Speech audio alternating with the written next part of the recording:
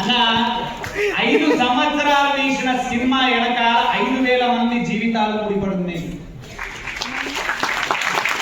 కనీసం నువ్వు మాట్లాడిన మాటతోని 5,000 కుటుంబాలు ఎఫెక్ట్ అవుతాయని ఇంగిత జ్ఞానం లేకుండా మాట్లాడినప్పుడు how does it make sense? నేను అదే అంటున్నా, ప్రతి మాట ఆలోచించి మాట్లాడండి. Coming back to student stories, ఒక 3-4 చెప్తా, చాలా ఇంపార్టెంట్ ఇవి అందరికీ. ఒక స్టూడెంట్, ఇది ఇవన్నీ రియల్ స్టోరీస్, నేను చెప్పా అంతేనే. ఇవన్నీ నా లైఫ్ లో నేను చూసిన సంఘటనలు. ఒక స్టూడెంట్ నేను చూసిన, మా రిలేటివ్ దూర బంధువుని, ఖతర్నాక్ స్టూడెంట్, చిన్నప్పటి నుంచి high class studies, fantastic intelligent, 10th state ranker, intermediate state ranker, engineering state rank, engineering selected, ఐఐటీలో సెలెక్టెడ్. ఆ తర్వాత ఇక్కడి నుంచి అంతకాలం ఇల్లు వదిలి బయటకు పోలే ఆ పిల్లవాడు ఫుల్ సూపర్ ర్యాంకర్. మార్కులలో 90, 95, 100 నియర్, ఏనాడు కూడా తగ్గలేదు. అండ్ నేను ఎన్నాడు కూడా తెలుసా, కంపేర్ కూడా చేసుకోలేకపోతుంది అట్లాంటి పిల్లలతో. అట్లాంటి టైంలో అంత పవర్ఫుల్ స్టూడెంట్ ఐఐటి ఖరగ్పూర్ ఏదో డిఫరెంట్ ప్లేస్ లో సెలెక్ట్ అయ్యిండు. అక్కడికి వెళ్ళిన తర్వాత అక్కడ ఇక్కడ మాట్లాడవచ్చు ప్లీజ్ ఏమనుకో. సో అక్కడ వెళ్ళిన తర్వాత ఏమైంది తెలుసా, అక్కడ ర్యాగింగ్ కు తట్టుకోలేక ఐఐటి ర్యాంకర్ ఆత్మహత్య చేసుకోవచ్చు. ఇది స్టోరీ నెంబర్ 1. స్టోరీ నెంబర్ 2, అద్భుతమైన స్టడీస్, తెలివికల్లోడు, అసలు ఎక్కడ ఫోకస్ లేదు అంది స్టడీ తప్ప, పుస్తకాల పురుగు అనే టైప్ పర్సన్ నేను చిన్నప్పటి నుంచి చూసిన వాడిని. అండ్ ఇంజనీరింగ్ లో ఖతర్నాక్ ర్యాంకర్, 135 ర్యాంక్ ఇన్ ఇంజనీరింగ్, ఉస్మానియాల స్టడీ, కంప్యూటర్స్ లో ఇంజనీరింగ్, ఇంకా అసలు one of the best person, role model in the society వాడు. అండ్ కాకపోతే వాడుకున్న అలవాటు ఏం తెలుసా, చిన్నప్పటి నుంచి పుస్తకాల పురుగు, వేరేలతో మాట్లాడడం తెలియదు, ప్రపంచం తెలియదు, డీలింగ్ తెలియదు, ఇంజనీరింగ్ లకు ఎంటర్ అయినాడు. తెలిసి తెలియని వయస్సులో ఏమైంది తెలుసా, ఒక అమ్మాయితో లవ్ అఫైర్ స్టార్ట్ అయింది, which is not wrong.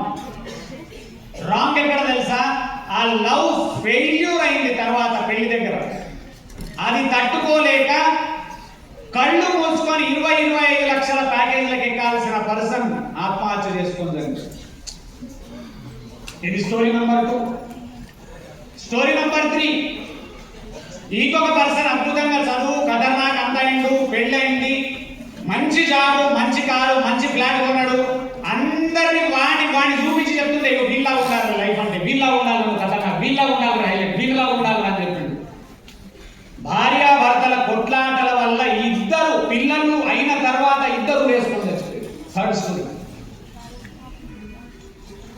4th story, wife తో డివోర్స్ అయిపోయింది. ఆఫ్టర్ 10-15 ఇయర్స్ ఆఫ్ మ్యారేజ్ ఆయన పిచ్చోడు అయిపోయింది. అంటే ఇప్పుడు మీరు అందరూ తల్లిదండ్రులు అర్థం చేసుకోవాల్సింది ఏంటి తెలుసా, పిల్లలను మీరు అందరూ ఒకే డైరెక్షన్ లో పెంచుతున్నారు, కానీ జీవితానికి సరిపడా అస్త్రాలు మీకు ఇయ్య చేతన అయితలేదు. మీకు ఫస్ట్ ఆఫ్ ఆల్ మీకు క్లారిటీ లేదు, అది ప్రాబ్లం అక్కడ. ఎందుకు తెలుసా, చదువు జాబ్, చదువు జాబ్, చదువు జాబ్ అని ఎక్కిస్తున్నారు. వాడు ఖతర్నాక్ యాక్చువల్లీ చదువుకున్నాడు, ఫస్ట్ కేసులో పిల్లవాడు.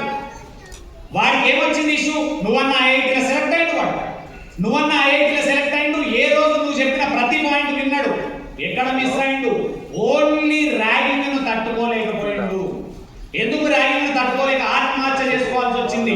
మిగిలిన వాళ్ళందరూ ఎందుకు తట్టుకున్నారు, వీరికి అన్ని అస్త్రాలు ఇచ్చినావు కానీ సొసైటీని ఎట్లా ఎదుర్కోవాలి అనే అస్త్రం ఇవ్వకపోతే తల్లిదండ్రులు మీకు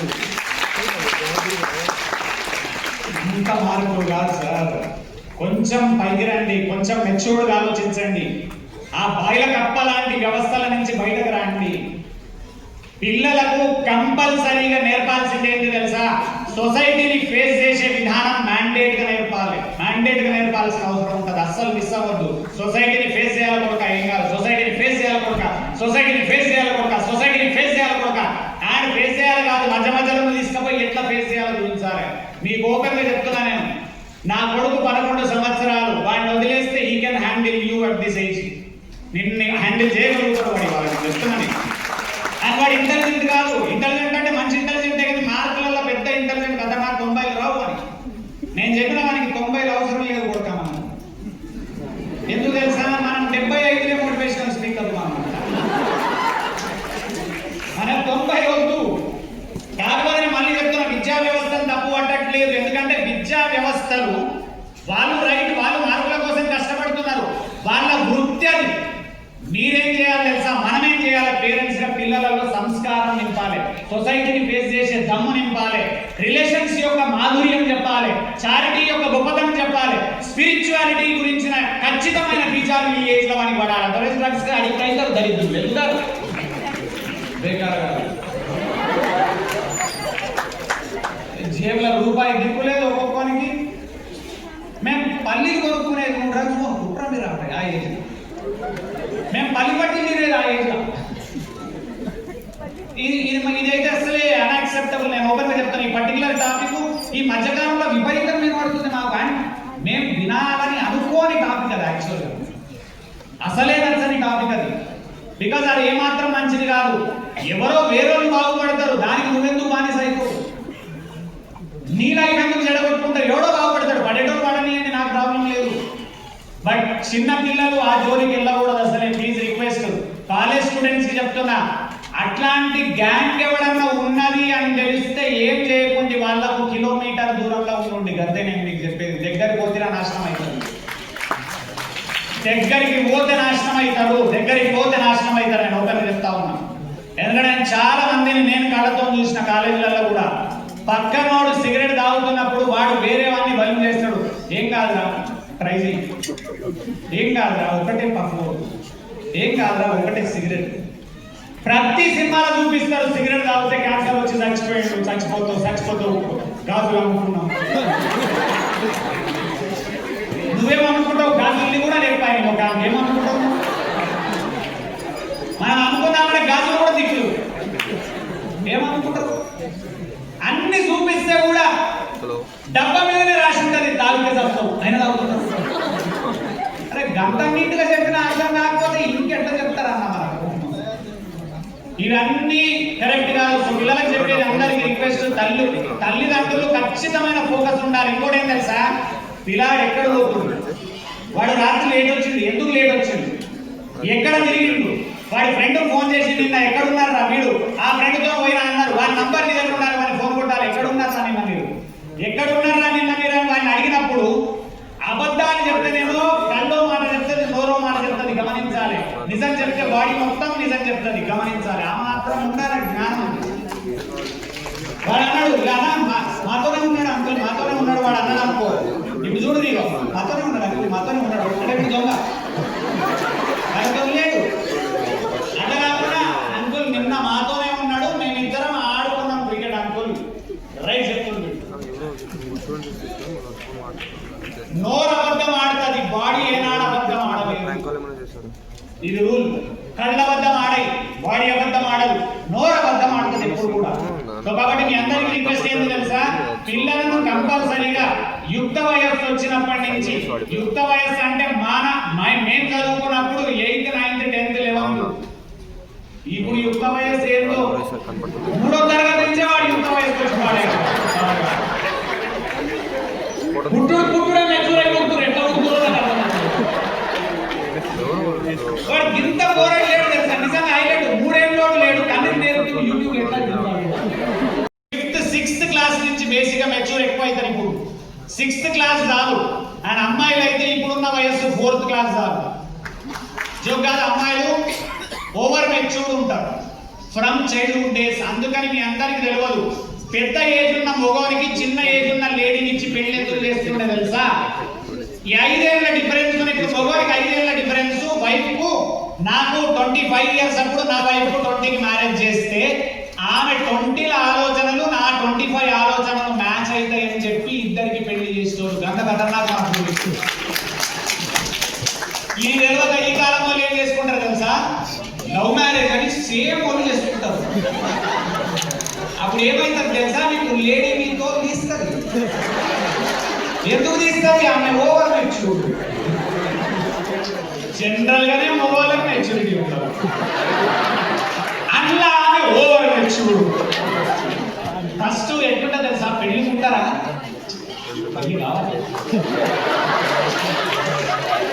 అయినా ఎట్లుంటది తెలుసా, కథ తీసుకుంటే కదా. ఈ పెళ్లి మీద జోకేసినాక అసలు స్టేట్మెంట్ చెప్తాను వినండి. ప్రతి మొగోడు చేసుకునే ముందు ఇక ఇక పెళ్లి హైలైట్ చెప్పానా, పెళ్లి అంతా పిల్లల్ని ఎదుగుతున్నప్పుడు ఏమైతుంది, మనం పోతాము ఈ arrange marriages story, love marriages నాకు తెలియదు. ఎందుకంటే నేను లవ్ చేసింది వేరే వాళ్ళని, పెళ్లి చేస్తుంది వేరే వాళ్ళని. అది కామెడీ, నా ఫ్రెండ్ అంతా ఇప్పుడు.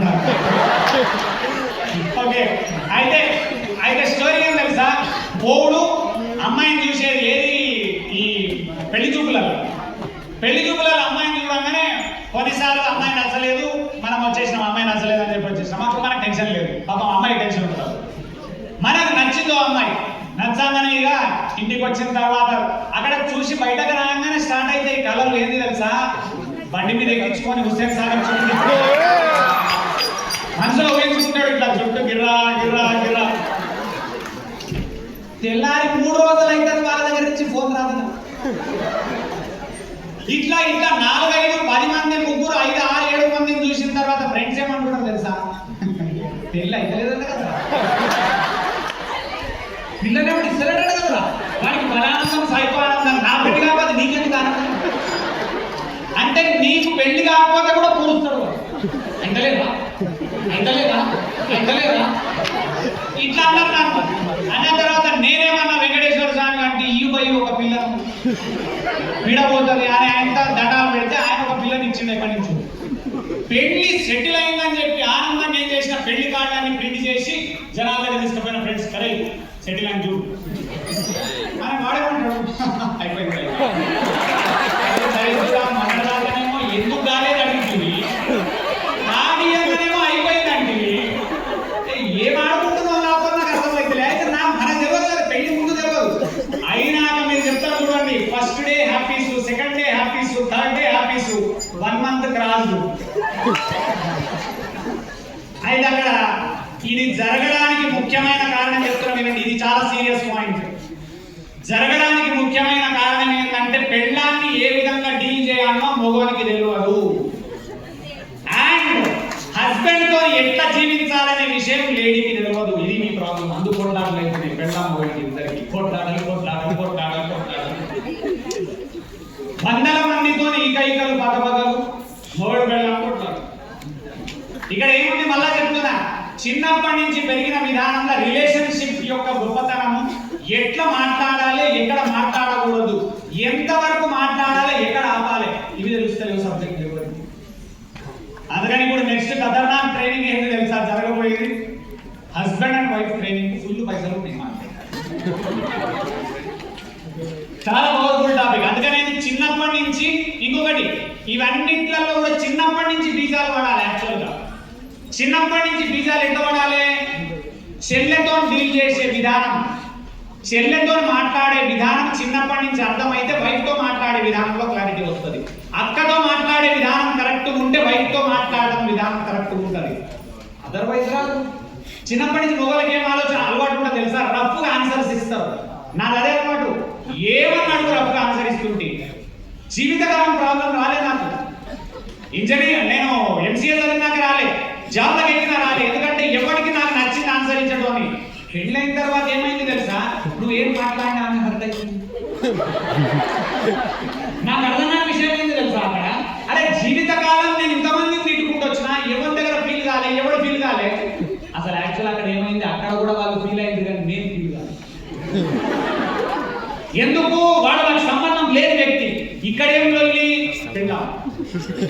ఇప్పుడు ఆమె ఫీల్ అయినా మనమే ఫీల్ కావాలి, మనం ఫీల్ అయినా మనమే ఫీల్ కావాలి, మనం ఫీల్ కాకుంటే ఆమె ఫీల్ కావాలి, ఆమె ఫీల్ కాకుంటే మనకి ఫ్యూజన్ స్టోరీ. అక్కడ నేను చదివిన అద్భుతమైన పుస్తకం men are from Mars, women are from Venus. ఒక మహాద్భుతమైన పుస్తకం రాసినోడైతే నిజంగా సూపర్, అల్టిమేట్. ఇవి ఇట్లాంటి జీవిత పాఠాలు పిల్లలకు చిన్నప్పటి నుంచి పుస్తకాలను పరిచయం చేయండి. చిన్నప్పటి నుంచి తప్పేముంది, ఎట్లా పరిచయం చేయాలి పుస్తకాలను పిల్లలకు? తండ్రి ఒక పుస్తకం చదువుతూ ఉండాలి, పిల్లగానికి ఒక కథల బుక్ కొనియాలి. ఆ బుక్ కొనిచ్చి చెప్పాలి, కొడుక నువ్వు చదువుకో, నేను చదువుకుంటా అని చెప్పాలి. ఆ చదవనప్పుడు ఎక్కడైతుంది, కానీ ముందుకెళ్ళనే కదా యాక్చువల్గా. సో అలవాటైంది, చిన్నప్పుడు ఒక్కొక్క పుస్తకం చదువుడు అలవాటైంది. లాంగ్ టర్మ్ ఏమైతే తెలుసా, ఒక 20 నుంచి 30 పుస్తకాలు చదివితే జీవితం ఎట్లా